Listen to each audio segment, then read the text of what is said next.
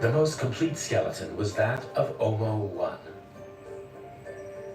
But in the 1960s, no one knew just how old he was. For 3 decades, Omo 1 was a fossil in search of a story. That changed when John Flegel and John Shea came to the Omo Valley in the early 2000s and reopened the site. This is it. Lost world. Pretty spectacular. The big question was, how long ago did modern humans originate in Africa?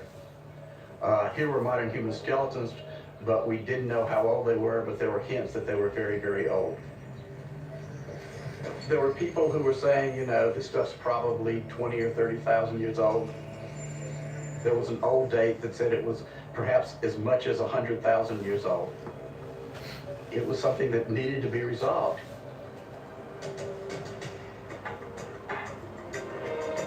The bones were too old for carbon dating. That technique only reaches back 50,000 years.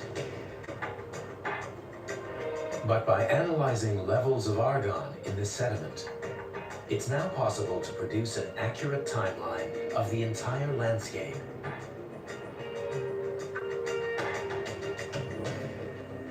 The bones of Omo 1 were from a layer that was 195,000 years old.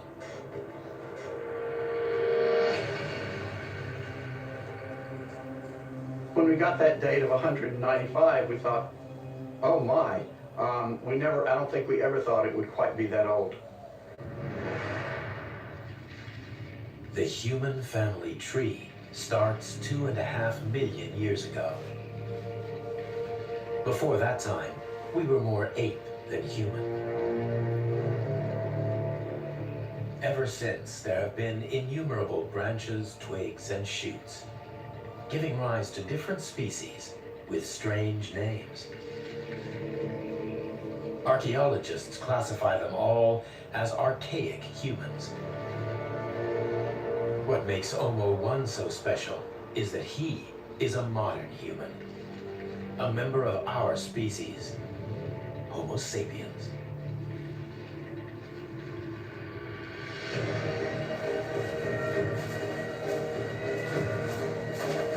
Omo 1 stood as tall as a modern-day African and weighed 160 pounds.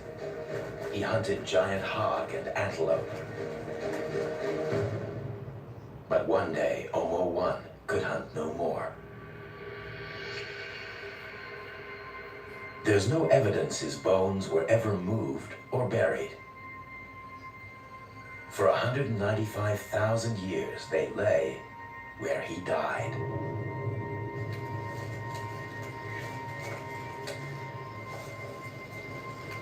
The one thing we know about this site, the one irreducible fact about Omo 1, is that this is the place where Omo 1 died. He would probably be off to the side someplace, surrounded by members of his family, his wife, his children, his best friend, his brother, his sister. Maybe caring for him, trying to make him comfortable.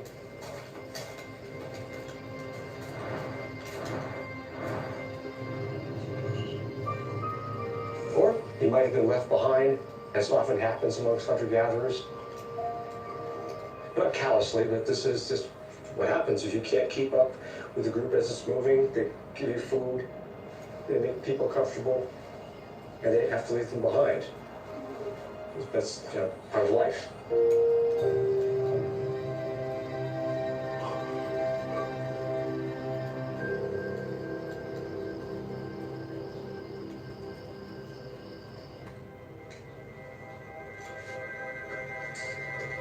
Over the years, John Shea has been collecting evidence about the way people lived at the Omo Valley.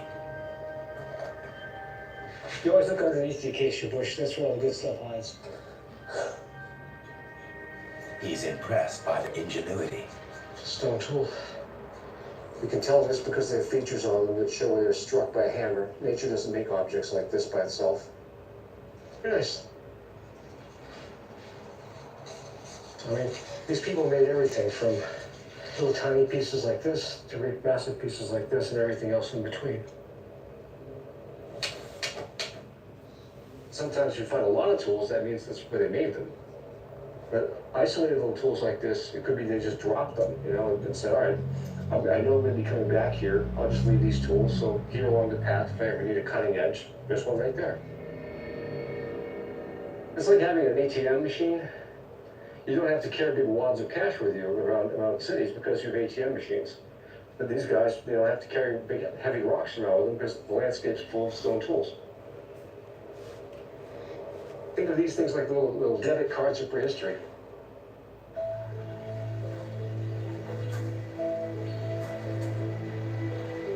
These are people like us. They have a sense of humor, they have sadness, they have joy. There's no reason, to assume that they're different from us in their emotions and their intellect. Nothing in their body says it. Nothing in the archaeology says it. The only thing that compels us to think that these people are simpler than us is mythology. This idea that earlier is primitive and primitive is simple. These guys survived by their wits.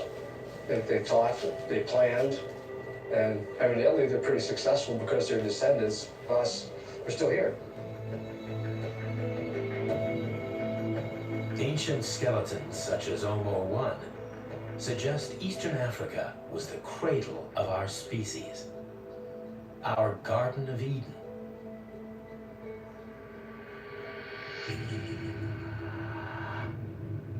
The prevailing theory is that modern humans burst into life in this one region 200,000 years ago.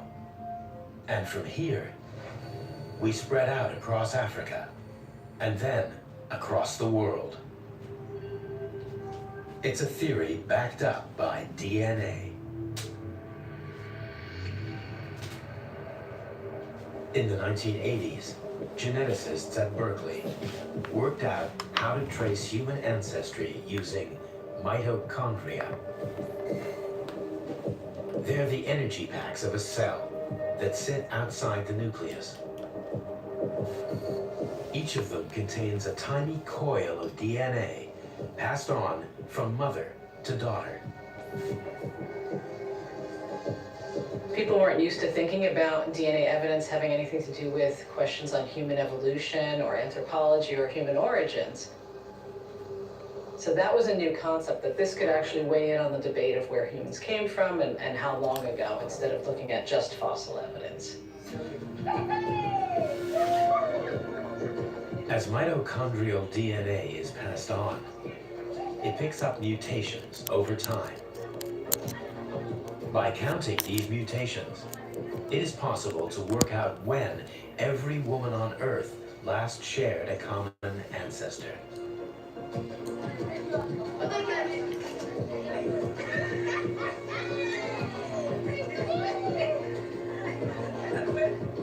The research pointed to someone living in Africa about 200,000 years ago, the same sort of time as Omo 1.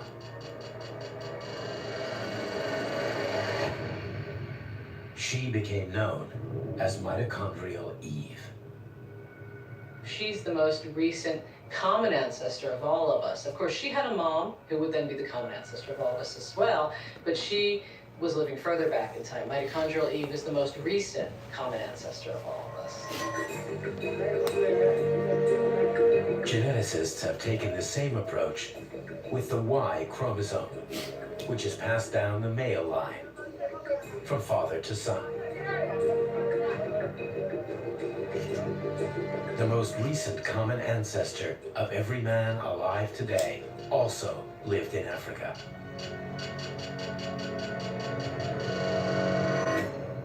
He became known as Y chromosomal Adam. Genetic Adam and Eve. They didn't know each other, but they have the same story to tell. The take-home message was that we have a very recent common origin in Africa. So that the differences that we see among us that are so evident with hair and skin color are perhaps really recent and rather superficial. It's become a truism that we are a young species and can all trace our roots back to a single source. According to our genes and our bones, that source was Eastern Africa 200,000 years ago. That's the theory, but is it entirely true?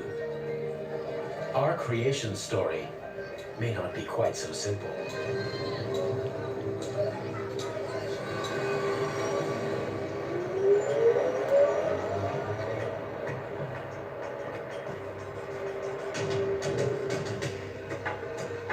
The Max Planck Institute is one of the leading centers in the world for research into human evolution. They can analyze fossils here in minute detail, using a CT scanner to create 3D models.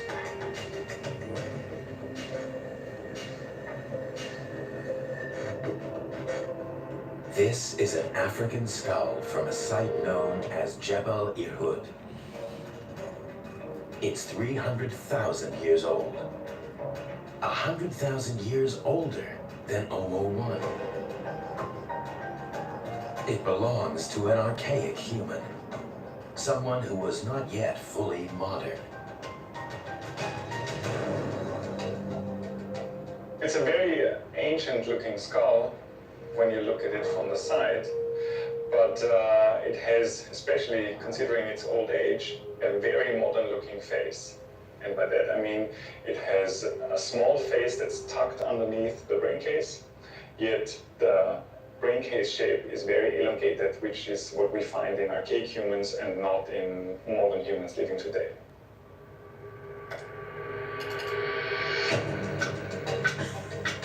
With his mix of features, the man from Jabal Irhoud appears to be a forerunner of our species. A modern human in waiting. The start of a species is always blurry and messy. This is a process that takes thousands and thousands of years, sometimes millions of years. And we can see here that modern humans evolved their faces first and their brain cases later. What's striking about this man is where he lived. Jabal Irhoud is not in Ethiopia, but 3,000 miles away in Morocco, on the other side of Africa. Why would a forerunner of our species have lived so far from our supposed birthplace? Perhaps there wasn't a single birthplace, but different hotspots, all contributing something to our evolution.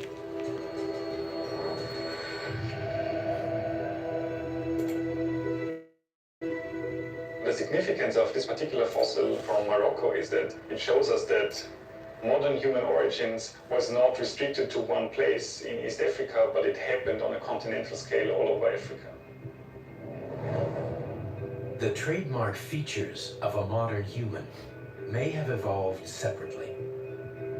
A rounder brain case in one region, a higher forehead in another, a smaller jawbone elsewhere. But how did these features then merge together into a single blueprint that became modern humans?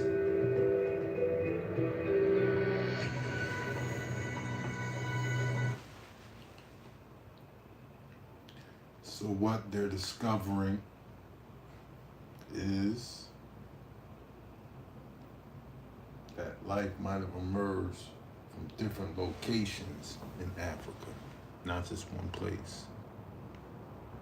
So does that mean that eventually we might discover that life emerged in other places? Quite possibly. Could be. Right now, they're reconsidering that it emerged from one place. But this is a very interesting documentary series. And this one here deals directly with Albert Perry.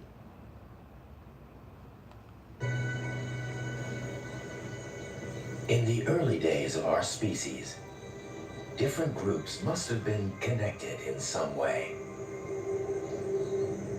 Perhaps they met, mated, and shared genes. That's what anthropologist John Hawkes thinks happened.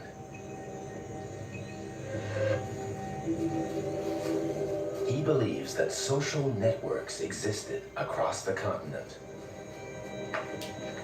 It only needed each group to expand as far as the next for contact to be maintained over huge distances.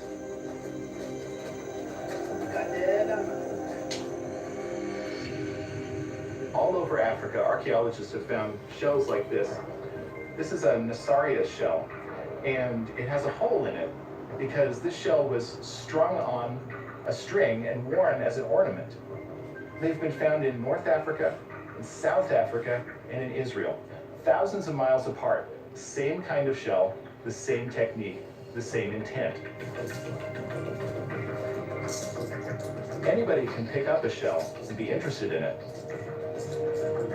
But thinking of how to drill a hole and wear it and create a signal, that's a really distinctive idea. That kind of long-distance movement of ideas suggests that people are moving into each other's territories. It's not only ideas that are spreading, it's also genes. That's what humans do when they're in contact with each other. They start mating, they're having babies.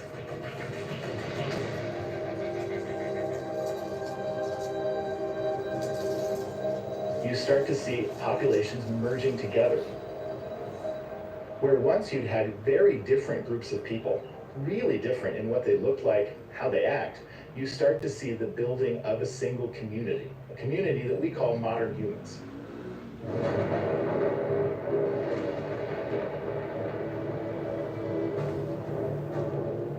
The movement of prehistoric people was affected by the climate, which fluctuated over thousands of years.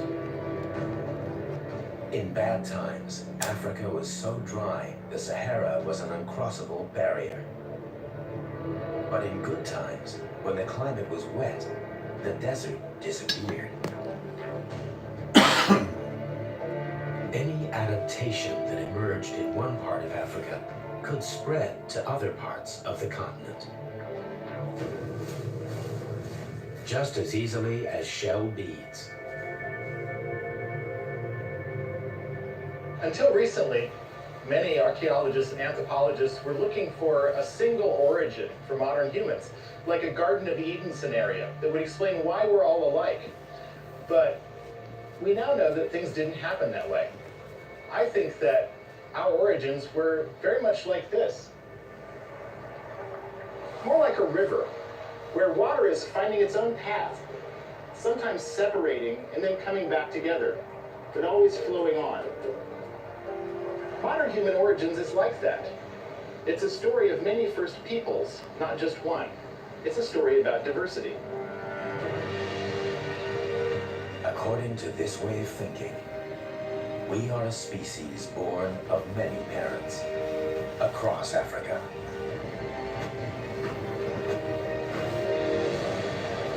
Our roots are more tangled than we ever realized.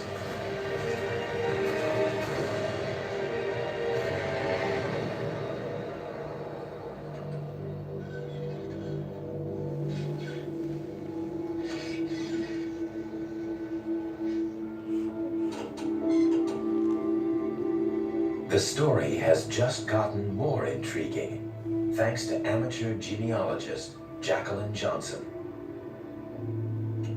She's fascinated by her great-great-grandfather, Albert Perry, who appears on the 1870 census as a freed slave in South Carolina.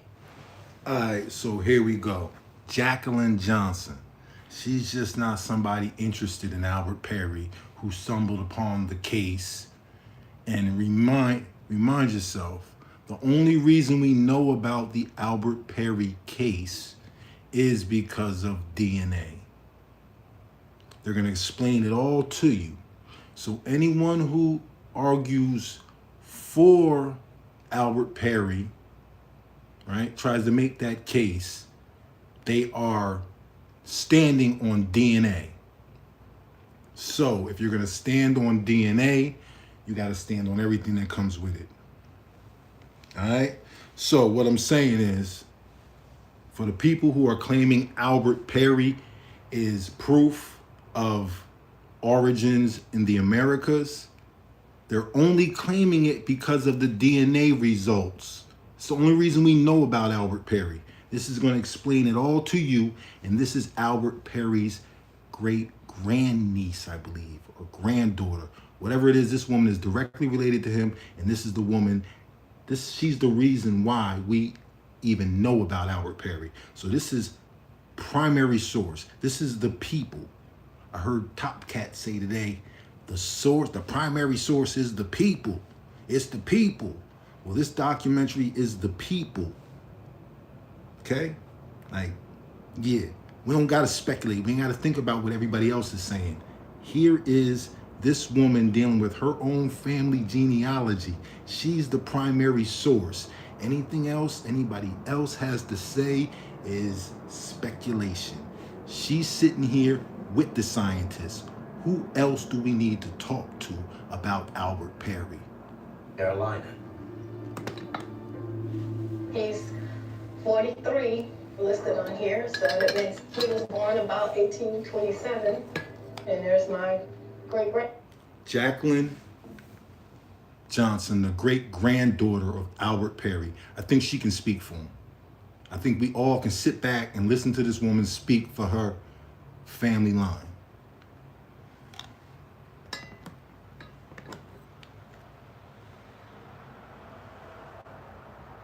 Thanks to amateur genealogist Jacqueline Johnson.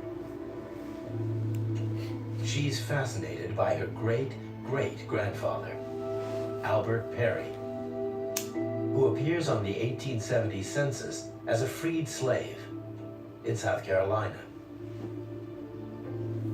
He's 43 listed on here, so that means he was born about 1827. And there's my great-grand. All right, so boom. If you want to say that there were people on when the continent divided, you have to understand that what you call, what they're talking about when the continents divided, that was 300 million years ago. There were no modern humans on the planet 300 million years ago. So that got nothing to do with who we are. There was no people. I understand it's a good theory and people throw it around. But these people are misleading you. They're misleading you. They're misleading you. There were no human being, no species of humans were on the planet 300 million years ago when the continent started to shift. You could look it up. You can look it up. On the client at the age of 3, toddler. This is the first major census that slaves were included on, with the last names. Prior to that, it was mostly recognized as somebody's property.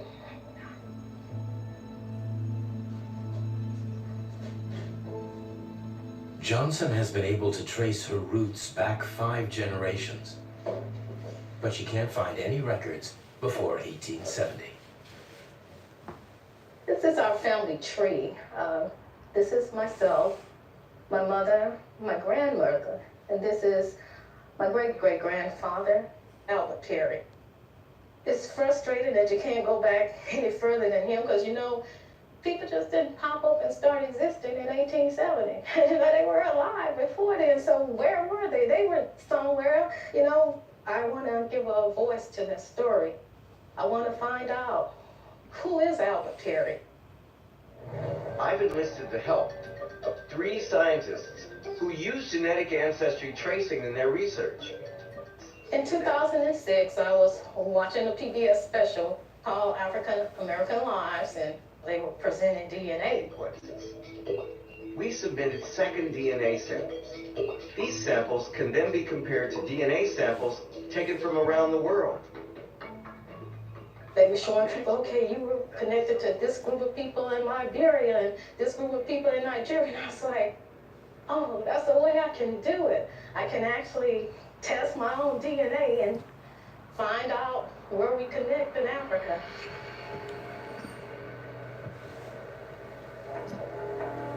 To track Albert Perry's lineage, she persuaded a male cousin to provide a sample of his Y chromosome. It was tested here at Family Tree DNA. Now, this is the thing. Ali Muhammad spoke about Albert Perry. Did he speak about, I heard him speak about the uncles, the people. He spoke that the man was born in Florida, right? As if that's some big, like, he was born in Florida. Then he tried to relate him to being Florida and Florida being Spanish or Indian territory. So he's trying to allude the fact that he's Indian because of where he was born, right? But I'm sure he did the research, and I'm sure he came across all of this information because this is the stuff that he talks about. So why he ain't talk about this? Bennett Greenspan runs the company. When I came into work the morning that the sample had been scored the night before, the technicians were actually very excited because they said, we've seen something and we've never seen anything like this before. Typically, you might find 1 or 2 or 3 novel mutations, but in this sample, we found between 40 and 50 novel mutations, which means it defines an entirely new subsection of the tree of mankind. Bomb. See, so when they tested Albert Perry's DNA, they found something brand new they had never seen before, and it changed the game for them. That's why we know about Albert Perry, right? That's the only reason, because of the DNA. Prior to that, she was doing the genealogy, and it dried up in the 1800s. So she went the DNA route. That's when they got the results back, and it changed the game. So that's where we at. I'm gonna continue the audio. The Y chromosome from Jacqueline Johnson's cousin was so unusual, it was given its own name, A00. Geneticists checked thousands of other samples in their data sets, but found no one else with the same signal. Until they looked in Western Africa. Boom. They found no other similar types until they looked in Western Africa. This is the science. So the people who are resting on science cannot cherry pick. They got to listen to the full findings. And all this was known from the first point, from the first time anybody ever said anything to you about Albert Perry.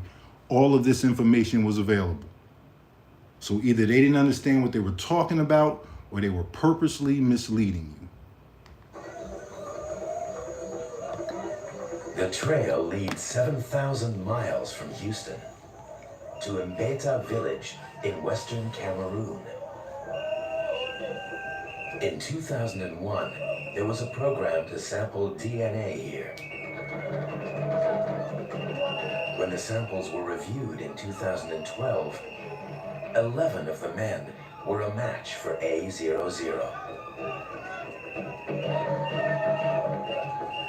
No one knows who they are because the tests were anonymous. But they're the only other people in the world known to have the same Y chromosome as Jacqueline Johnson's great-great-grandfather, Albert Perry.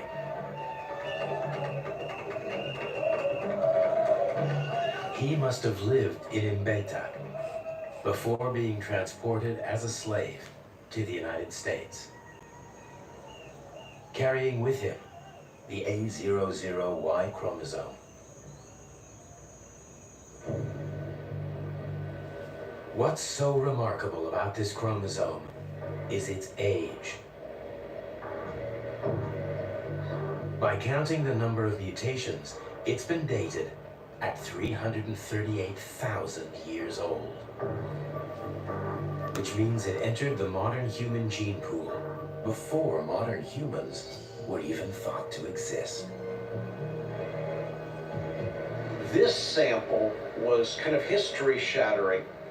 It was older than anything that science had ever seen in a male inherited Y chromosome. And that's what made this discovery so interesting, because this made mankind actually much older than what the scientists had been theorizing for years. Until recently, the timeline of our species seemed clear. Every man on Earth could trace his ancestry back to genetic Adam. Every woman back to genetic Eve. The earliest fossil evidence goes back 195,000 years to Homo 1. 300,000 years ago lived a forerunner of our species in Jabari.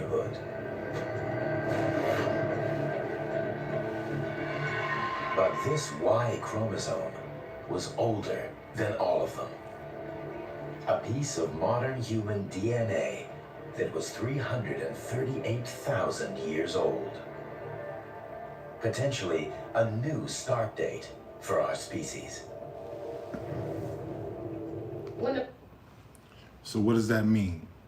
It means that the Albert Perry DNA has shown that modern man is much older than what they have been led to believe or what they've been telling us. That's the game changer. Not that he's from the Americas and it proves that the people from the Americas are the oldest people. No, the science traces him back to a small population that exists in Cameroon. And that within that population is some of the oldest DNA that they've discovered on the planet in terms of modern man. That's what this shit is about. It all still goes back to Africa. It just goes back 300,000 years ago. So if the case is that man is older than what they're saying, then that stands to believe that you can push back man populating the planet probably thousands and thousands of years, which changes history drastically, which now leaves room for a whole bunch of things that we probably never imagined to be possible. But this is what the information is about. It's not about Albert Perry is the Aboriginal American and this proves that the oldest people are from here. No, that was presented to you in a way to confuse people. Results came, I was excited. Now his name is in the book. Can you imagine, from a slave, unknown, kind of like somebody's property, and all of a sudden it's known around the world.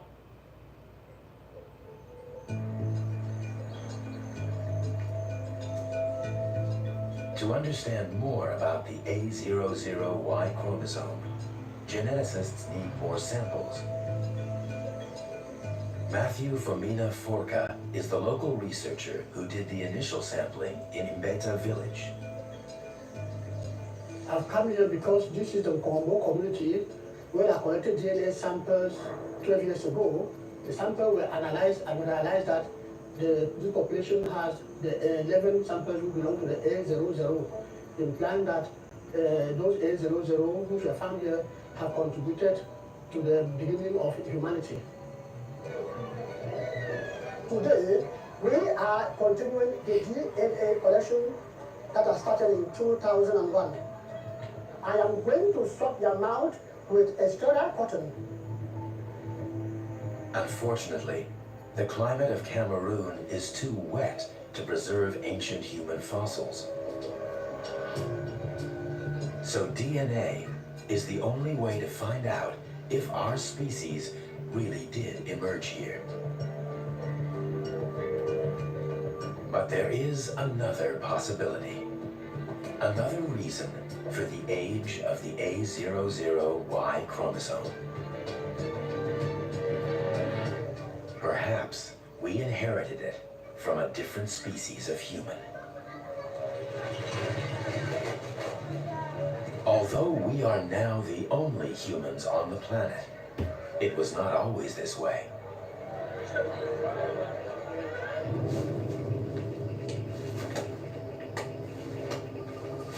For tens of thousands of years, the forests of Africa would have been shared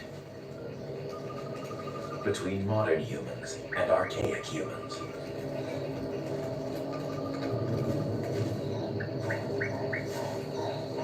It's been assumed there was little, if any, contact between them. But what if that assumption is wrong? What if DNA passed from one species of human to another?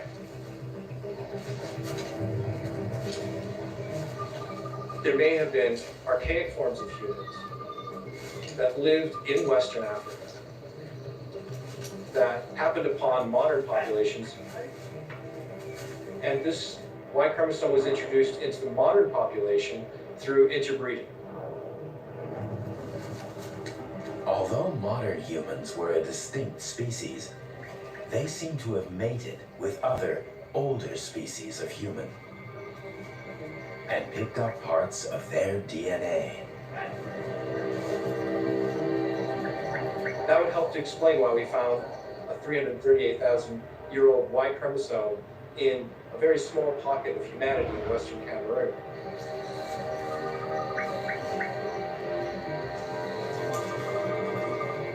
For the last 100 years or so, it's been very convenient to think that humans originated in a very simple way in a Garden of Eden. But now we know from the DNA itself that matings between different forms, archaic forms, modern forms, has been going on. Who knows how long that's going back in time, which in fact makes us a lot more like the rest of nature.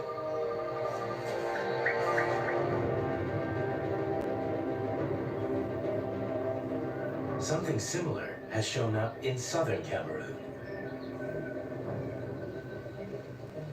These rainforests are home to the pygmies.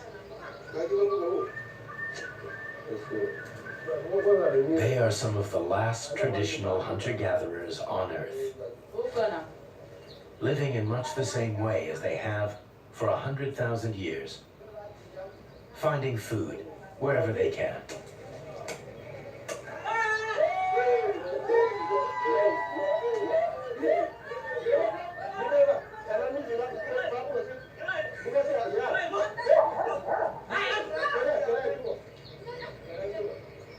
Genetically, the pygmies are as close as anyone to Africa's first modern humans.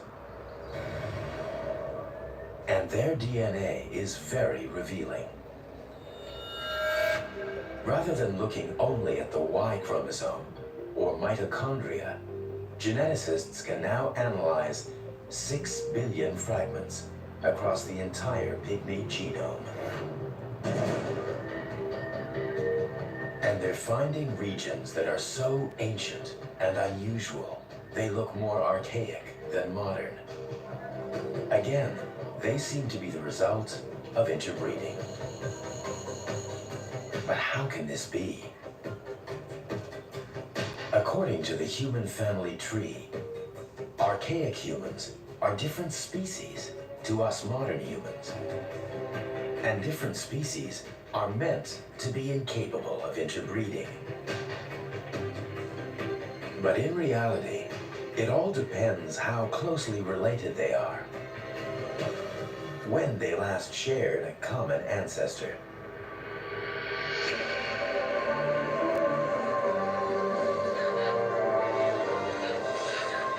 Mating across the species barrier was first studied more than 30 years ago. In Ethiopia's Awash Valley, there are 2 different species of baboons living side by side Yeah, so I made the baboon shit. He's just talking about mating, how different species have mated.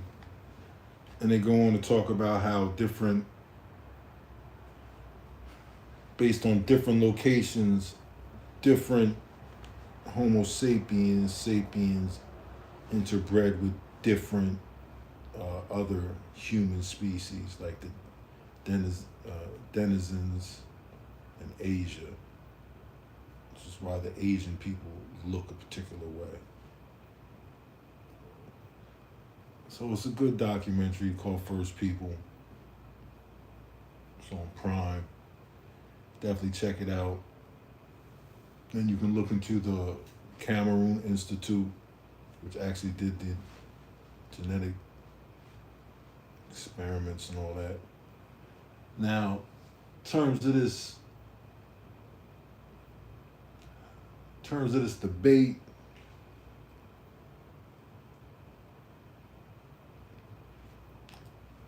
I know who Ali Muhammad is. I know his history.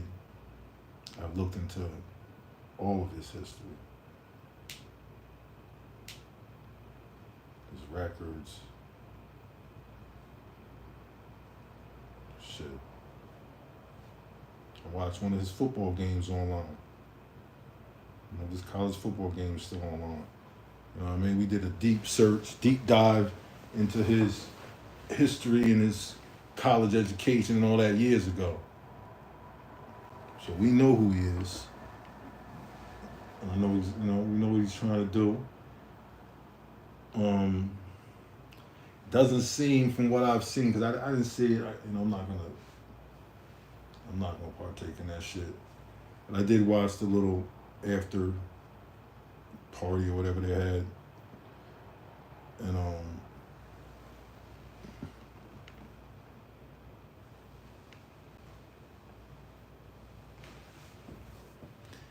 yeah. So I watched the little thing, and so it seems like Ali's playing a soft position. You know, he's not really.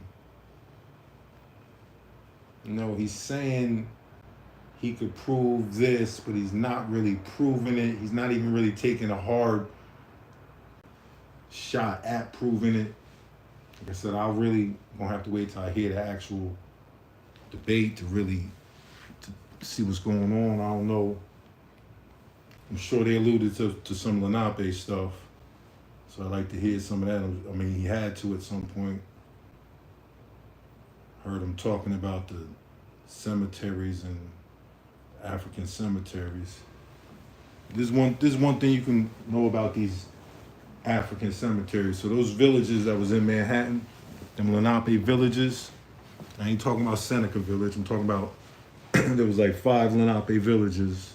The Workbows had a village, the Rockaways had a village, a couple of them had villages in Manhattan. They were trade villages, right? So where the African burial ground is, that's by where the Werpos, and the Werpos main village was in Brooklyn, but that was like a trade village, right? Manhattan was where the tribes lived, primarily in the Bronx and on Long Island, Brooklyn. Manhattan was a place to come trade, come hunt, right? It was like Central Park. Everybody come there. Not too many people live there, so you're not gonna have too many native burials there. You'll have some, but you're not gonna have a bunch of burials. But also what you need to know about native burials, they're not in plots, they're not squared off. So anytime they're talking about they found bodies and they're lined and they're, the burial style that we know of as, a European style, how the Africans, how they were found, that wouldn't be Lenape people. So to try to use that argument, like I said, but I gotta hear it all. And there are burials on Manhattan. but not at a rate where it would be full, because that's not even how we, it's not even how we buried our dead. It wasn't a traditional way. So, but these are arguments that you can have with people who don't really know what's going on. And if you leave people like to fill in the blanks, you can fill them in any way they want. You just lead them and they fill it in. So I heard a lot of pre-debate stuff, Ali kind of leading people. So I'm sure he had to say something about Lenape, they always do. So I don't really know how, you know, everybody says Jabari won. So I expected that, expected to be a landslide. When I do watch when I watch their conversation afterwards, like Ali's like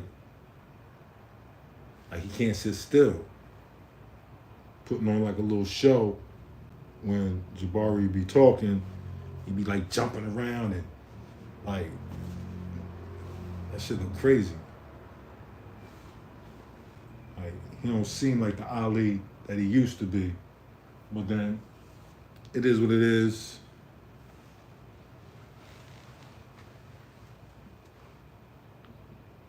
Yeah, that shit, yeah, I don't think these, I don't know where they're gonna go now.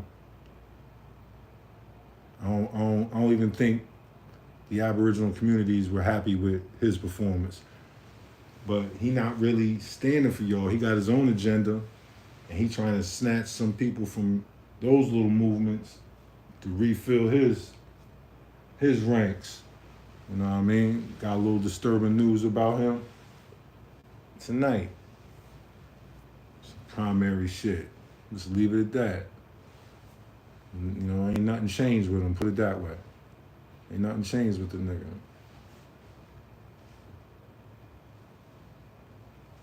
Bunch of bullshit. Now, nigga Apparel supposedly got robbed. Tomahawk Tony got the video. He got the nigga on blast. So definitely go check that video out. Yeah, playing that gangster shit. Philly ain't nothing to play with. I know about Philly. My father born and raised in Philly. My family born and raised in Philly. I'm from Jersey. I grew up with my mother's people. My father's people, they all from Philly. They all gangster. Rest in peace to my brother Ronald. We just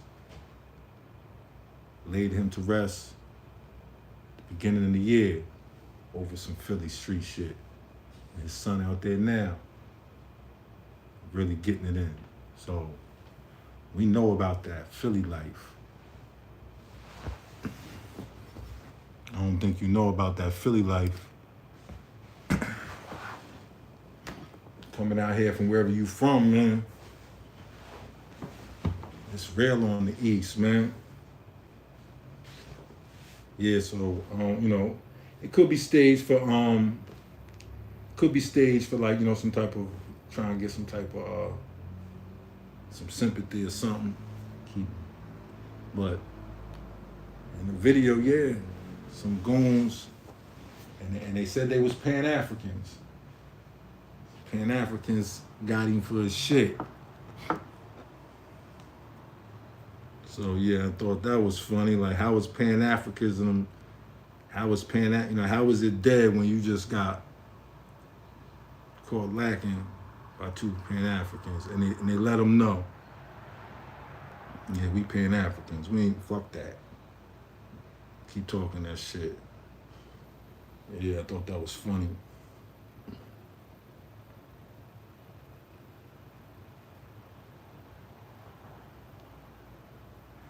Definitely not copying that big. That's bullshit. Tomahawk Tony got something to, and it's this plan. Oh, this should be good. You heard what he said? What the fuck, man? You heard what I said? You heard? It's Stop playing. Stop playing. Stop playing. Stop playing with me. Well, man. Y'all on the line trying to formulate and investigate and shit. Shut your bitch asses up. Alright, what the fuck is you talking about? Talking about this smoke. You niggas don't want no smoke. We run down on you niggas and the same shit gonna happen to y'all, nigga. Exactly, nigga. All y'all niggas are good match, nigga. Fuck is ran down, we'll run down on all y'all niggas. Don't have no money on you. Nigga, don't have no cash on you. That shit coming with us, nigga. Don't have no cash on you. That shit coming with us, nigga. What come to my city, man? Yeah, nigga. What come to my city, man? Alright. That niggas talking about taking trips to come down our way. Alright. 48 fucking hours, nigga. You heard what he said, man. Bitch ass nigga. You heard what he said, man. Fuck the wild old community, nigga. Fuck them, nigga. Fuck them. Well, okay, nigga. That's how we coming, nigga. That's how we coming, nigga. Big Pan-Africans, nigga. Big Pan-Africans. Them niggas want to talk all that E-rap shit, nigga. So we took that shit in our own hands. Nigga caught your man's lag and took everything from him, nigga. Help y'all. I ain't doing nothing. Let me get his shit back. I don't give a fuck about that, nigga. Y'all get his shit back. Y'all niggas know if y'all want to do something, we do the same shit that y'all. Nigga, worse. Nigga, want to donate, we take. Damn. Is this real? Damn. Did they really get him? Or was he trying to get some attention? So. Wow. Let me jump right into it, right? So, let me address this point first, all right? Because this weird motherfucker, right? You want to say some shit like, I'm clout chasing. Yeah. You want to have my name in your video, right? You want to tag me in your bullshit video. People sent me the screenshots of this shit yesterday. I'm like, oh, okay. Denzel, I have your fucking profile. This shit was sent to me some years ago, dude. The last time you wanted to pop. Hold up. Call that nigga Denzel. Man, what the fuck I do? Let me see what I'm gonna watch today. Fucking actor? Denzel, I have your fucking profile. This shit was sent to me some years ago, dude. The last time you wanted to pop shit. Damn. So what it is, man? What is it? What it is, Denzel? Tell me. You a fucking actor? You an operative on YouTube?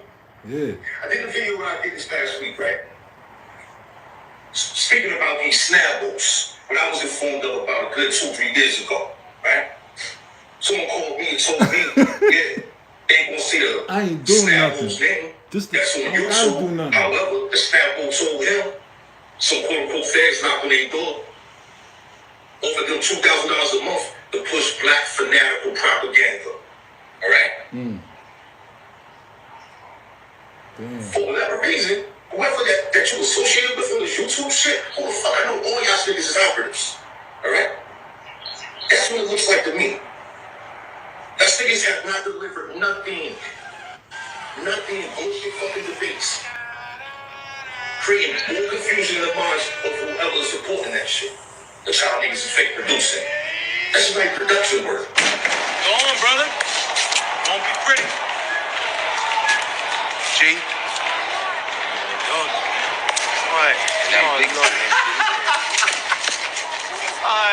I was getting him the money tonight. Too late. Oh man, he ain't dead. He be all right. Now why you want to go do something like that? Looks like we're gonna have to give him some of this too. So what it is, man? What it is, Denzel? You a fucking actor? Get your chain back, nigga. You still got it. We win. What's going on? You must have want your shit back. Yeah, I want your shit back, man. Where, nigga? Yeah, I want your shit back. No, I got a surprise for you. Y'all think niggas playing? Y'all think niggas playing, man? Y'all see the name? Y'all see it? What did I say? What did I say? Oh man, about to say this nigga. I ain't about to take all this nigga shit. Alright, man. Take all this nigga shit. Well, This is ID, man. This ID, man. That's what this motherfucker stay at. The whole government here. You know what I mean? That would be good. Get your fucking chain back. Get your fucking chain back, nigga. Let me find out here, man. Yo, see the rest of this video? Subscribe to Tomahawk Tony. Yeah. He gonna air this clown out. It's definitely worth watching. Peace.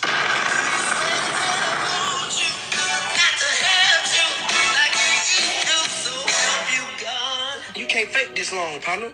Damn. These niggas don't know nothing about the truth. Yeah, I don't know. Tomahawk Tony got the drop on him. See, I ain't about to do all that shit. I ain't about to run your name and get your background check. I don't do all that shit. I am not doing all that shit about a nigga. But there's niggas out here that do all that shit. So Tomahawk Tony pulled that nigga paperwork up and everything. Go watch the video. Yeah. Go check out the video. Everything's quiet. It's entertaining. I'm curious to hear more about this debate, but it seems clear that Jabari won.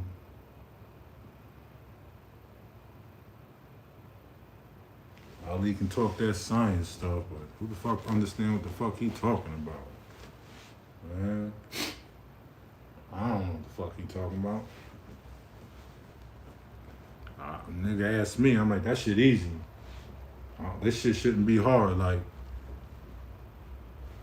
who is your people? What community it come from? Like, god damn. Motherfuckers should know what communities they come from.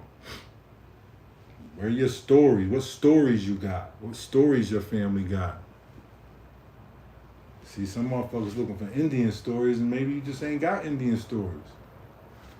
You got, what the fuck, like, I don't see how people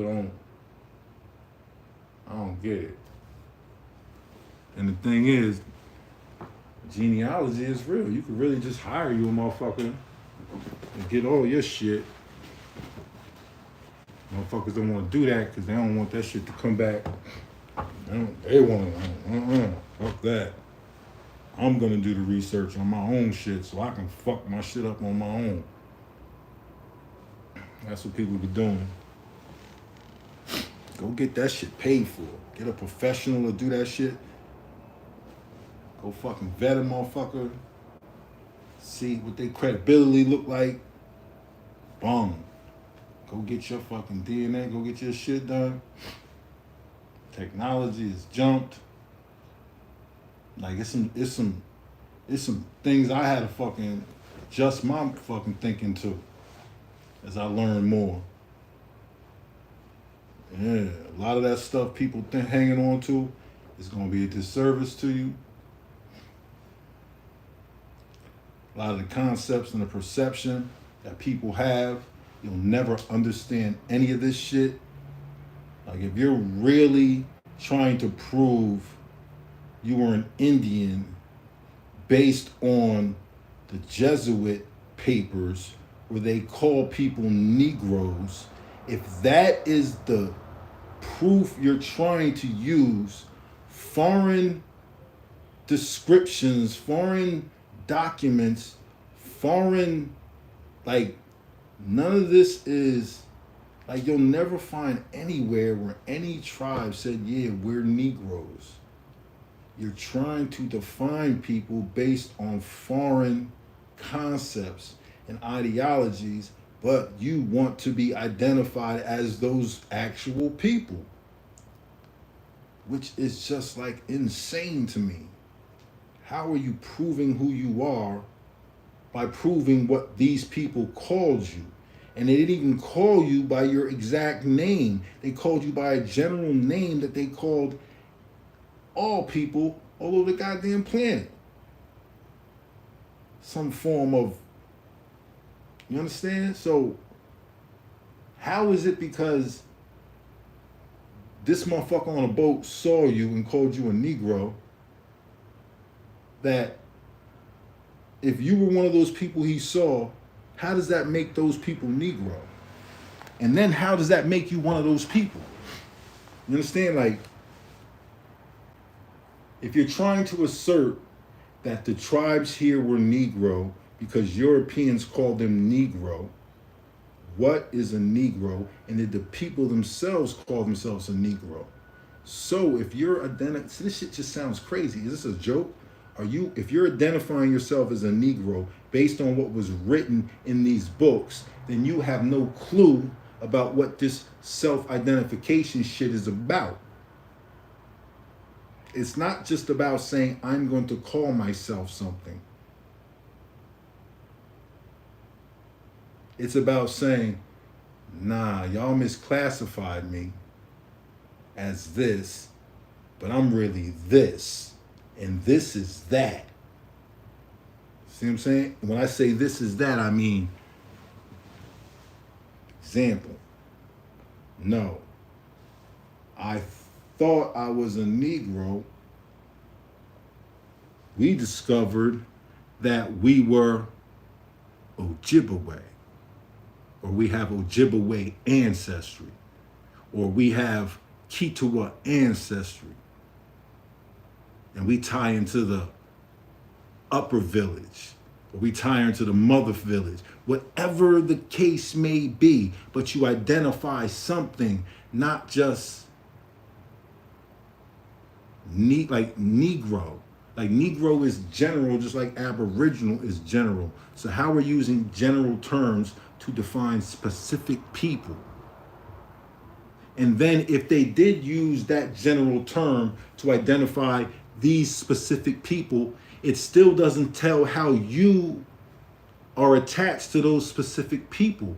Like, okay, so if the Mayans, they saw the Mayans and they said, these is a bunch of niggas. Look at these Negroes. Okay, so let's say they called the Mayans Negroes. We know they called the Mayans this, but the Mayans called themselves that. And they had a specific culture, right? We know that.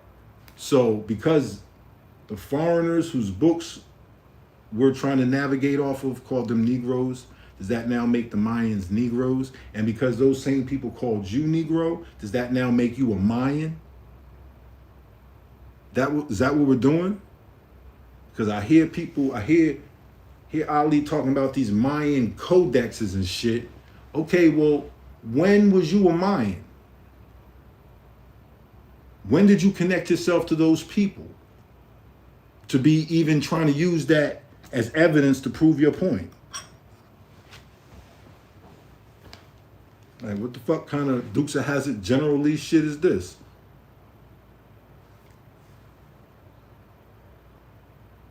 Like, is that how genealogy work?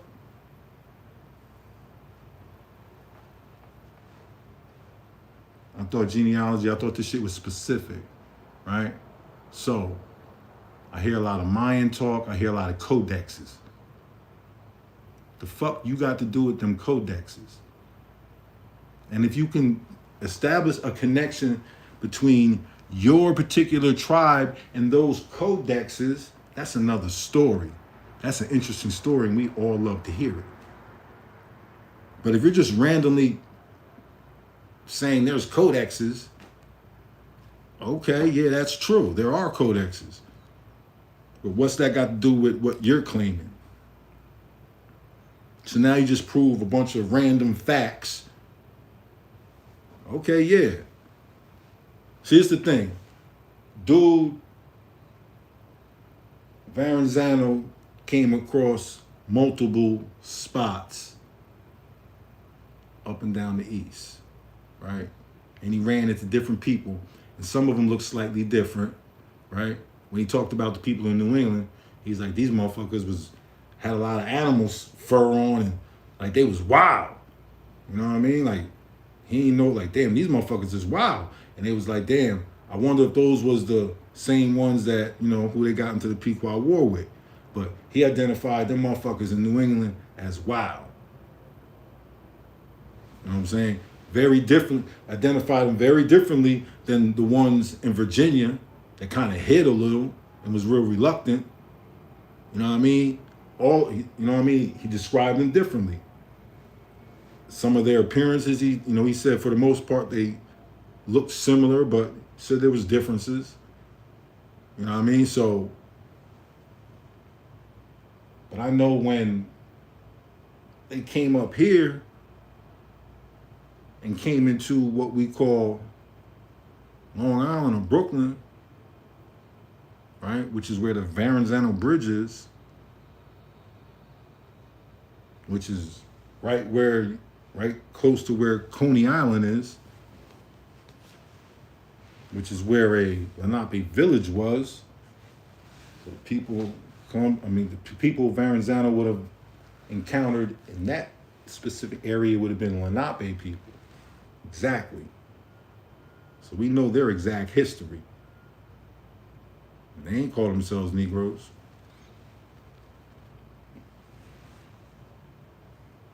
So,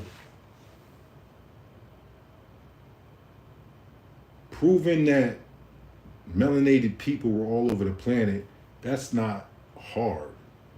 That's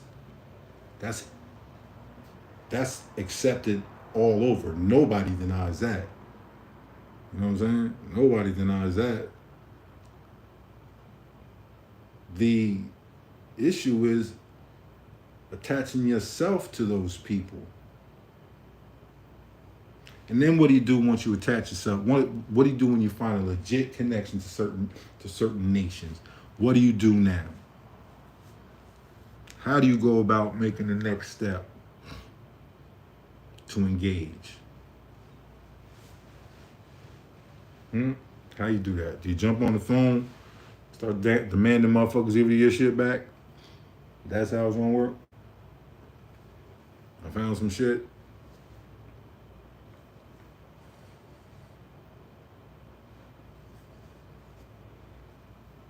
Has anybody told you how to engage? Once you find the slightest connection, has anybody told you how to engage? What to do? Who talks about that shit?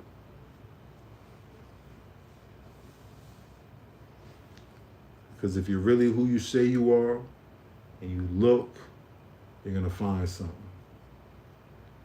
Then what do you do? What do you do? How do you engage these people who could be relatives of yours, irregardless of what they look like?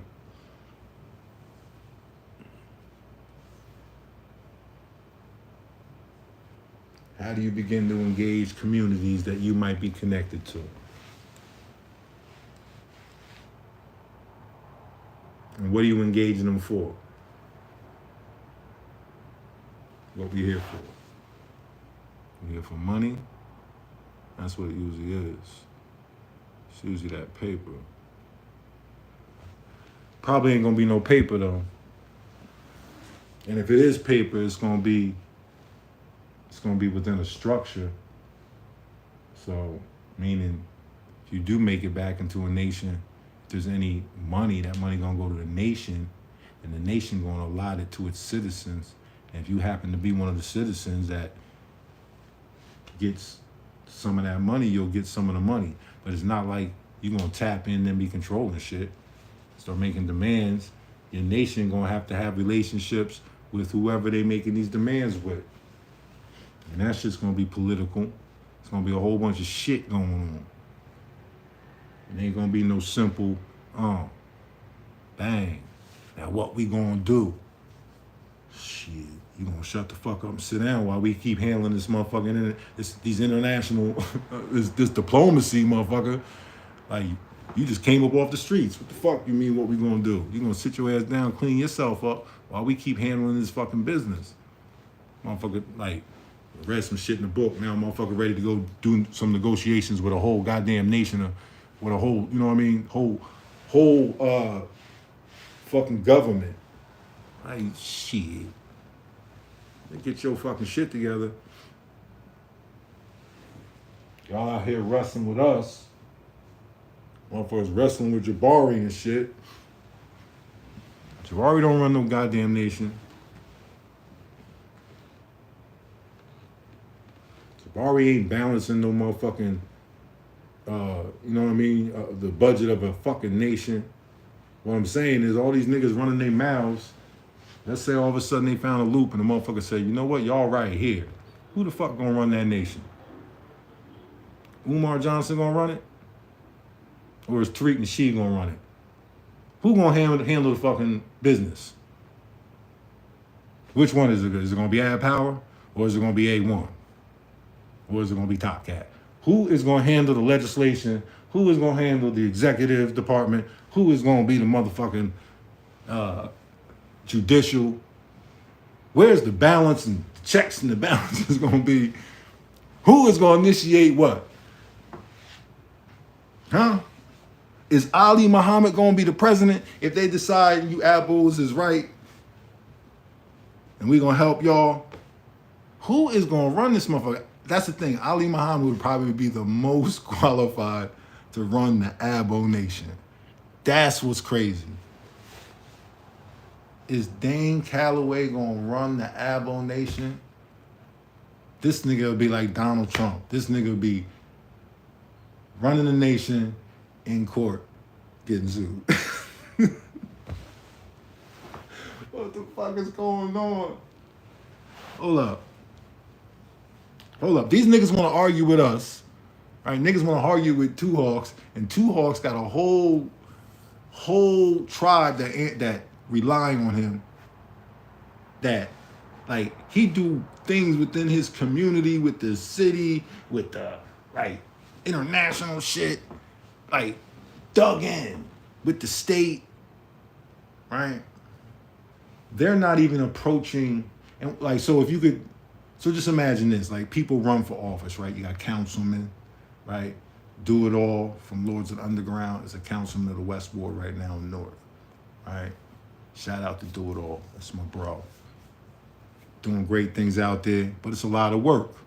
He's organizing, he's talking to people, you know, with some Obama shit, the way Obama moved. That's the shit Two Hawks on in his community. That's how he moved through his community without being elected as a official public figure. He's a public figure because of the work he does. He's ascended to that type level, right?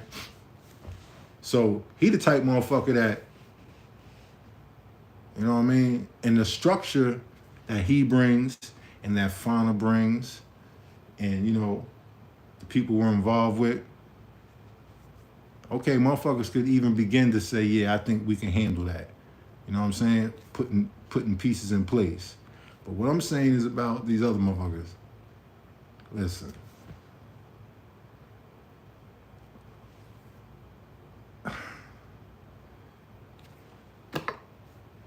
This shit's getting bad.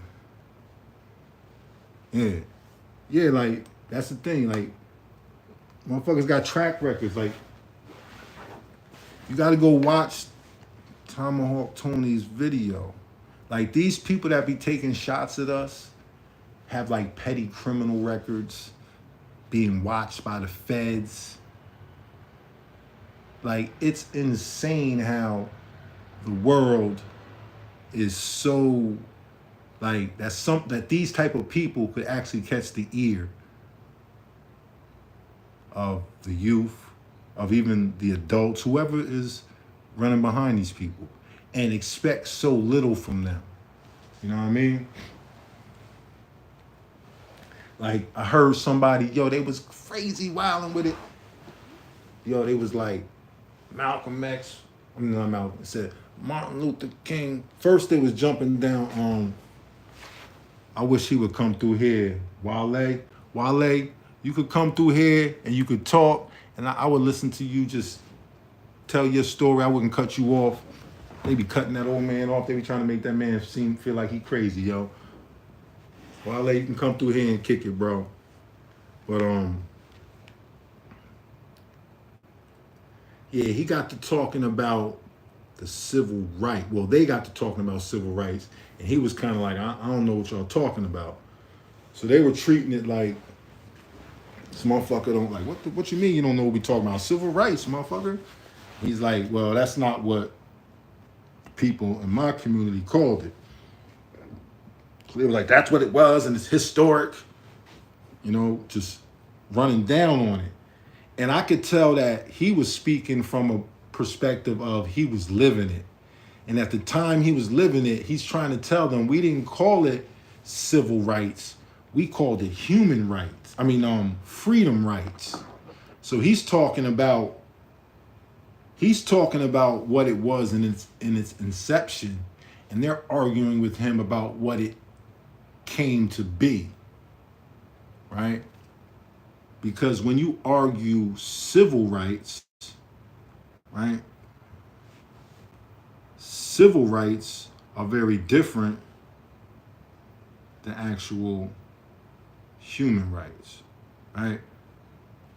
Human rights consist of civil rights, political rights, economic rights, and social rights. It's not just civil rights. Civil rights is the right to life, liberty, and security. That's what civil rights is, right? It's not political rights, right? It's not economic rights.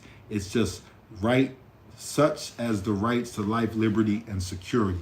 So it's more or less, civil rights means you have a right to address someone more or less in court and hold them accountable for any damages, civil. Any, you see what I'm saying? It's not your human rights. You understand? So he was trying to convey that message to them. And I knew where he was going. One, because I'm older, right? I'm not from, even though I guess I'm from a confrontational, like, yeah, we confrontational, but we do it, I don't know, by the rules, I guess you could say. Like, we still got a little respect. But we confrontational by nature, but it's not like a toxic conversation. We not looking to expose you. We just, if we hear something wrong, we trying to correct it. So I guess it's different than someone listening to hear a flaw because they're trying to expose you and make you look stupid. Nah, we don't do that. But when we do interrupt, it's because you in error and we want to correct you. I think that's a different energy. You know what I'm saying? I think the younger people, their energy is more, I want to cut you. I want to show that I know more and you stupid. You know what I mean? Maybe that's how they even perceive it when they watch the older generations probably do it. But I think from my perspective, I know coming from like a 5% perspective, that shit is done when you're not right. You know what I mean? Like, now Cypher, halt. We gotta get this right. We can't let you go forward. You know what I'm saying? It's not done in a way like, oh, this stupid motherfucker, I'm about to show you you stupid. No, it's to get it right. So I don't know, if that don't make sense to people, I can understand, but I feel like it's a different. So I feel like I could listen to this elder, plus, you know, I have a skill of being able to sit with elders and listen to elders. You gotta be skilled at that shit. Gotta have patience. So I'm listening to him and I'm already tapping into knowing that he's telling about the same time frame, but from a different perspective, from a perspective of somebody who lived in it. You know what I'm saying? And they kept cutting him off, telling him this and that. And then they started talking about how Martin Luther King didn't organize all the marches, and this is understood. Like, that's not no new, that's always been understood that Martin Luther King was just like the face of it. He was not he wasn't the person that organized these things. He just came there and made it a big event and spoke. That was always understood. You know what I mean? It was never like, did you know? Like, so people are trying to set it up like Martin was trying to take the credit and usurp people. It's not how it is. It's like saying, I went to a Rakim concert. Yeah, Rakim ain't put it together. The people that put it together is the promoter and the, you know what I mean? They're the ones that put it together, but Rakim is highlighting it, so we call it a fucking Rakim concert. We call it a goddamn Migos concert. But that's not really who's throwing it. You know what I'm saying? You don't say, oh, Migos came there and took all the credit for everything. The fuck are we talking about? So they trying to like, now was there some sleight of hand going or some bullshit going? And yeah, that's called politics. Yep. It's always gonna be that shit. It's always gonna be the bullshit because it's always gonna be politics. But They're trying to make this man think he don't know what he's talking about. The man's trying to share something to them from a perspective that could add an extra layer or texture to the truth that they know, right? Because there's so many things that transpire in the real world that don't get written down.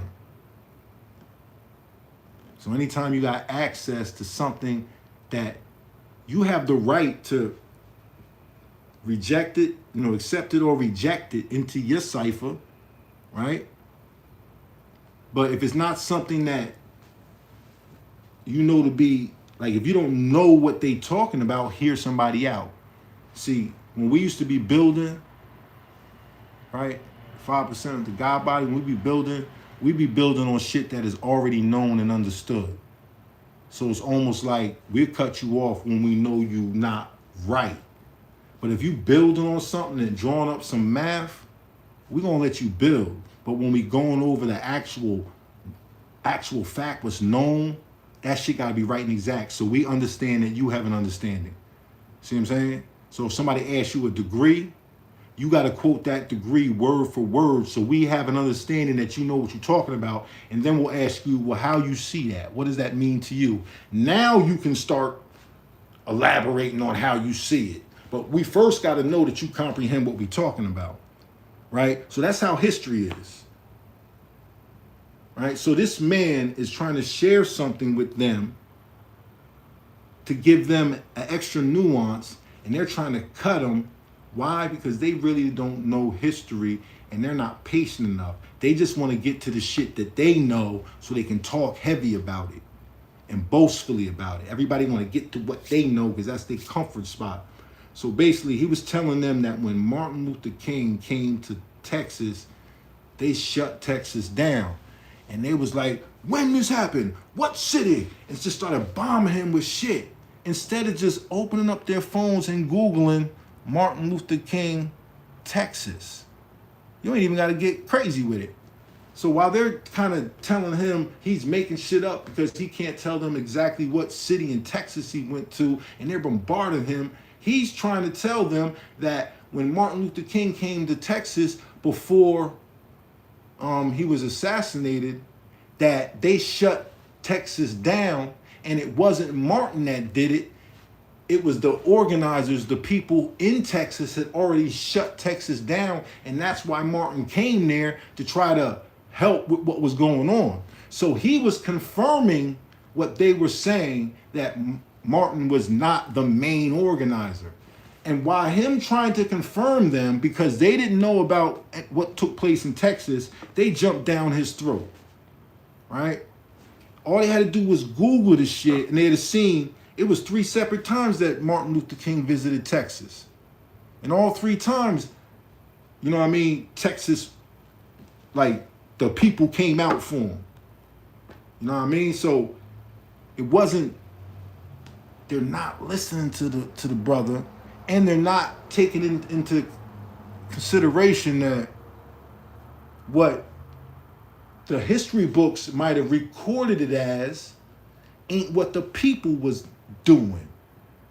But this all brings us back to what? Self-identification and being able to tell our story.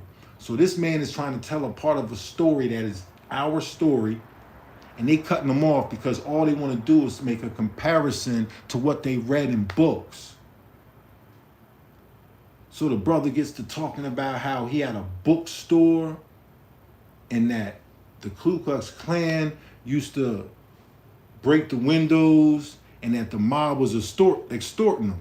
And then they go, the Ku Klux Klan and the mob didn't work together? He's like, I never said that. They create this whole thing that he's saying the Klan and the mob were together, then they got to start going through the whole spiel of what they know. And I'm like, here these niggas go. Instead of letting this man just talk and taking into consideration that he's talking from a different perspective, one of somebody who actually experienced these things, so the nuances might be different. The dialect might be different, right? He's talking about events that took place in the 50s, right? And you're comprehending them now based on something you probably read in the past 10 years. And you're not leaving any room for the fact that maybe everything wasn't recorded how it actually happened. And maybe some people that were actually there could add extra layers. Does that mean throw out what you know? No, but it means make room for an extra layer that this person who actually experienced this could add to your shit, so you could have a better understanding of what the fuck you're talking about. But you gotta be skilled to be able to sit with elders and be patient and listen to them and make room for what might not be in them damn history books, right? Because this elder you sitting with is a motherfucking history book. You know what I mean? Other chick, what's her name? Jane Elliott. She was on she's on, what's the girl's name? Unscrambled Minds. That's a new show. Unscrambled Minds. It's women, it's their show. I think they kind of on the Aboriginal thing. So they're trying to figure it out. Shout out to them. But they had Jane Elliott on there. And old Jane Elliott she done figured it out. She done found out that people was using her against the Indians and the shit she be saying about motherfuckers being from Africa. And she should just, like, to avoid that, you should just say, we're all Homo sapiens sapiens. Rather than say we're all from Africa, you're gonna get everybody upset.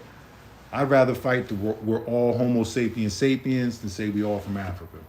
I don't want that. But I'll say we all Homo sapiens sapiens, because now that don't connect you to any perceived civilization that could have predated whoever the fuck you think you are. All right? You could have went from being Homo sapien to whoever the fuck you are now and not fight with me. So if you niggas okay, boom. I don't want to hear none of that other shit. So I don't say everybody from Africa. I say everybody's Homo sapiens sapien. Now, if you do your research on the Homo sapiens sapien, it's going to take you where it take you. If you say you're not a Homo sapiens sapien, then fine. You should be in a fucking museum somewhere. You're an anomaly, and you can't speak for the rest of the goddamn people. Because most of us are Homo sapiens sapiens that I know. Pretty much, like how to say, I got a couple Homo sapiens sapien friends. All my friends are Homo sapiens sapiens. All my relatives, all these motherfuckers Homo sapiens sapiens. I don't fuck with these other niggas. Homo erectus and all them niggas, I don't fuck with them niggas, bro. So, I'm prejudiced against anybody. If you ain't a Homo sapiens sapien, we got issues. How about that? So, Jane Elliott, her issue is this, and she admitted it. Jane Elliott has just now discovered discrimination. That's what her fight is about. Her fight is not about helping people of color or Indians or whoever identify as who they are. Her issue is she has discovered discrimination, and the discrimination that she has discovered is discrimination against the elderly. She now feels like her voice is being taken away and she doesn't matter anymore. So she is now yelling and screaming out, and she's identifying with people of color because she's going, damn, this is how it's been for y'all this whole time? Holy shit. Jane Elliott feels like a nigga. And that's why she's going so hard for we're all Africans. Because she wants the niggas to be her support cast right now, because she needs that energy, because she has discovered discrimination and is breaking her old heart. So now she wants to fix the world because she is now being discriminated upon because she's an elder. And what's crazy is it's real. I just showed you that with the other elder. How they just was talking crazy to this man like he ain't fucking traveled the goddamn world. This man's telling them about a statue he's seen in East Asia. He like, I seen it with my own 2 eyes. And these motherfuckers is trying to Google the shit. And because they can't find it on Google, they're like, this nigga crazy. Get your shit together. You need to have your sources. Like, bro, what the fuck is you talking about? Let this man talk. And just because you can't find it on Google don't mean it ain't real. Maybe, listen, I be telling niggas. You cop the book, we book the flight. All that shit ain't gonna be in these books. Like you niggas can't be talking anything real when you can't sit down with your elders and make room for the things that they have to say. I don't care who you are, I don't care how scientific you are. The more scientific you are, the more you should be able to make them calculations and go, okay, elder speaking from a different perspective. But Jane Elliott is motherfucking right. And Wale, I'm sorry that these younger people be treating you the way they fucking treat you. It's fucked up. They should be wanting to listen to what you have to say. And then they can go measure it and go vet it and go decide what's, okay, this nigga might have been wilding a little bit.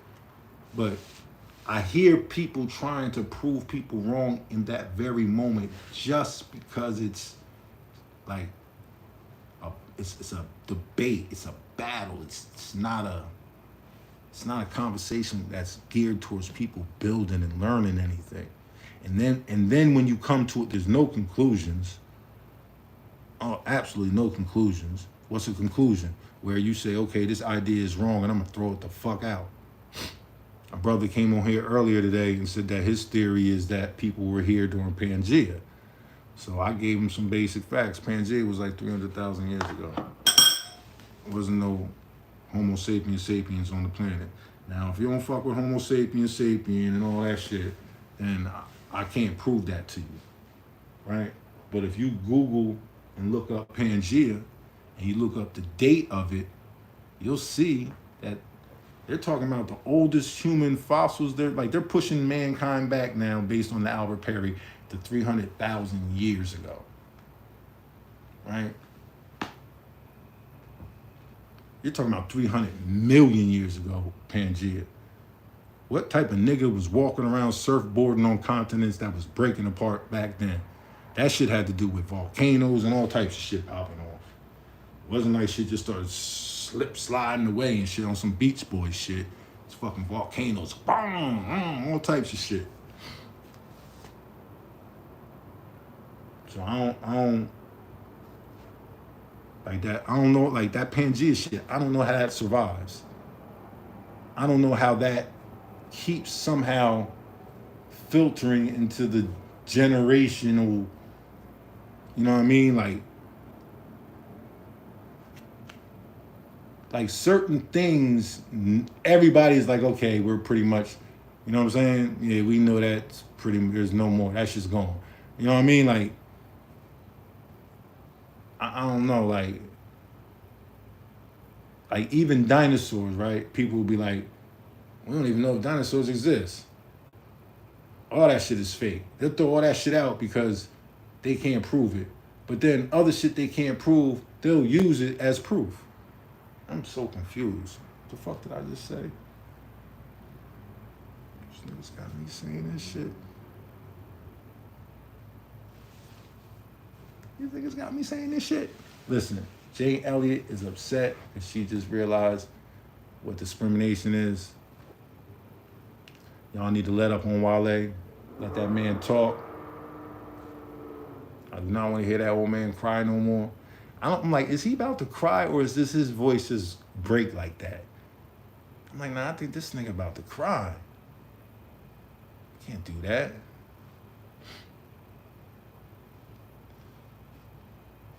Can't do that. But yeah, so this debate, don't look too good for the elbows. I don't know what Apparel gonna do, bro. So I don't got beef with y'all niggas. I really enjoy the entertainment. I just wish y'all would just leave my name out of it and shit. Stop disparaging my name and slandering me, nigga. Just look my shit up. Tell the truth. Shout out to Tomahawk Tony for looking a nigga up and telling the truth. And go check that video out. Philly is real. Shout out to West Philly. It's my roots. 58th Street. Father went to Overbrook. You know what I mean? Grew up in that back alley. R.I.P. to my brother. One of Philly's finest. Rest in peace. Pete. Man. All my Philly heads. But yeah, I think I'm good for the night. Y'all have a good night, and remember, we got real issues going on beyond just this bullshit. Stay tuned.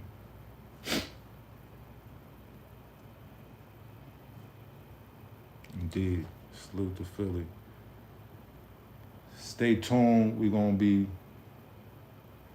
sharing some things with y'all in terms of this, what should be a monumental court case that we're about to be in. All right? Got a bunch of things happening, man. Next month, Providence, Rhode Island, we're having a 3-day festival celebrating an agreement we made with the State of the African Diaspora. It's an organization from Africa, an indigenous organization that wants to do work with other indigenous organizations around the world. So, you know, we entered into an agreement with them to get some work done. So we having a 3-day festival up there to celebrate this union. You know what I mean? Us as Eastern Woodland Indians, we you know, we are intermixed with a lot of West African nations. So we see the benefit in having good relationships with the very nations that we have genetics from, right? It only makes sense. You know what I mean? It only makes sense. That's how we bring the people together. So we embarking on something. You know, I heard Ali Muhammad say he's not one of the abos that hates Africa. Okay, go clean that shit up. If you're gonna talk like that, that's a good start. Go clean your people up. But I'm sure the bullshit's gonna continue. And real talk, like,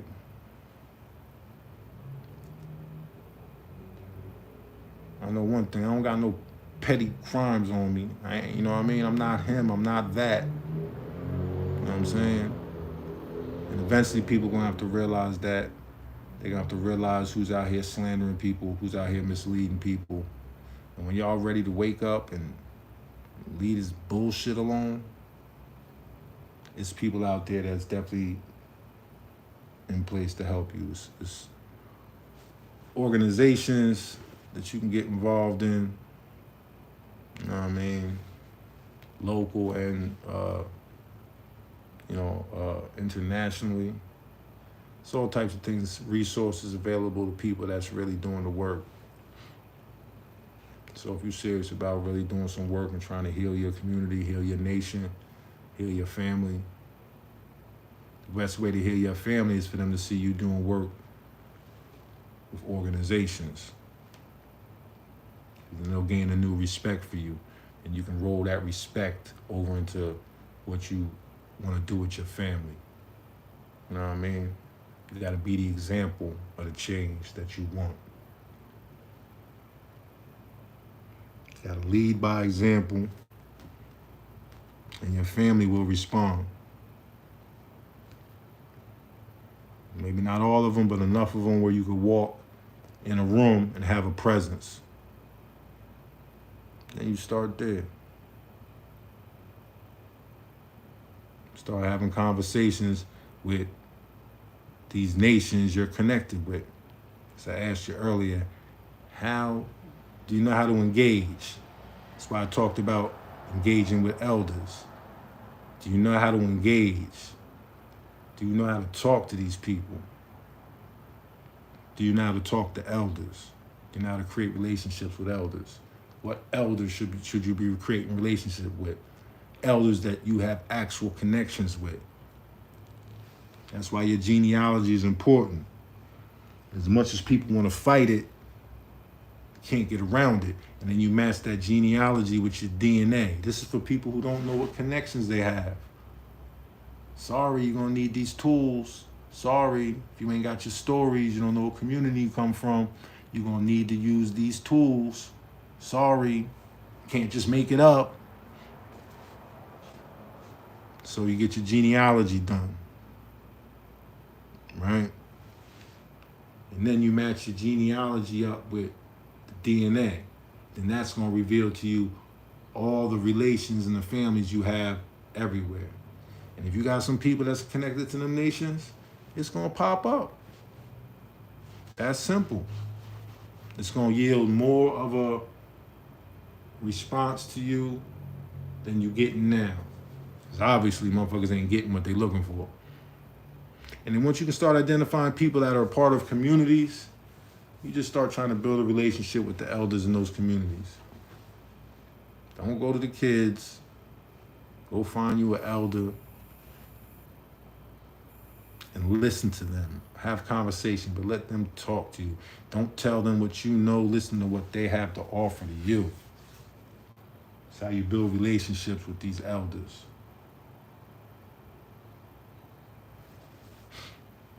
Let them walk you in. And if you they family and you do this, you home free. If you they family, they not gonna deny you. And they're gonna help you integrate back into the greater community that you come from. And you got everything right here. You got social media, you got,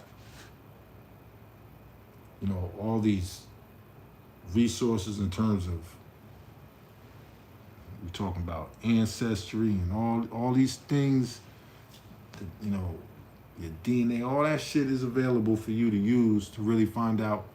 If you can't find it on paper or you don't still know who you are, you can use all these things to tap back into your actual identity. And begin there. It's a generational thing. It's not nothing you're going to accomplish in one generation. Yeah. You're not going to accomplish it in one generation, but you can get the ball rolling. You can start now.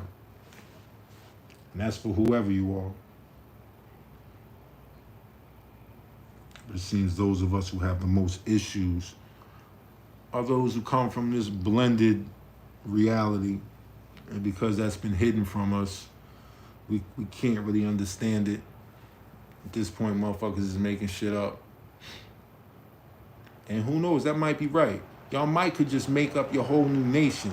The problem is, you gotta leave other nations' history alone. Can't be trying to, this is not the expansion draft. So you get to take little pieces of history of everybody. Well, we're gonna take this for us, we're gonna take that from us. That's not how this happening. You know what I'm saying? Every nation ain't gonna give up a piece of their history so you can have your own goddamn history. And you motherfuckers want the best parts of each history. Fuck out of here. You niggas want the Olmec heads, and you want the motherfucking, and you want the fucking pyramids. You know what I'm saying? Give me the Olmec heads. You can give me the pyramids and give me all the pyramids in Mesoamerica. Oh yeah, give me that shit down in Peru too. Yeah, you can give us that. We did that too. Oh, Grand Canyon? Us. Oh yeah, us. That's all us. Oh yeah. Oh yeah. Oh yeah, yup, Navigation, yup. Civilization, we'll take that too. Yeah. So we're the Olmec heads. We built all the pyramids in Mesoamerica. We created Peru and all these monuments in the Americas. We dug out the fucking Grand Canyon. And we went on to civilize the rest of the world. Yeah, we'll take all that. Y'all can have the monkeys and bananas and the rest of the shit. Just give us all the shine. All the shine, because that's who we are. Why? Because ain't no Michael Jacksons from Africa. Right? Ain't that the logic? How come ain't no Michael Jacksons from Africa? That's right. No, you can't have it. Ain't no fantasy draft. This ain't 2K. Learn how to talk to your elders. Peace to Wale.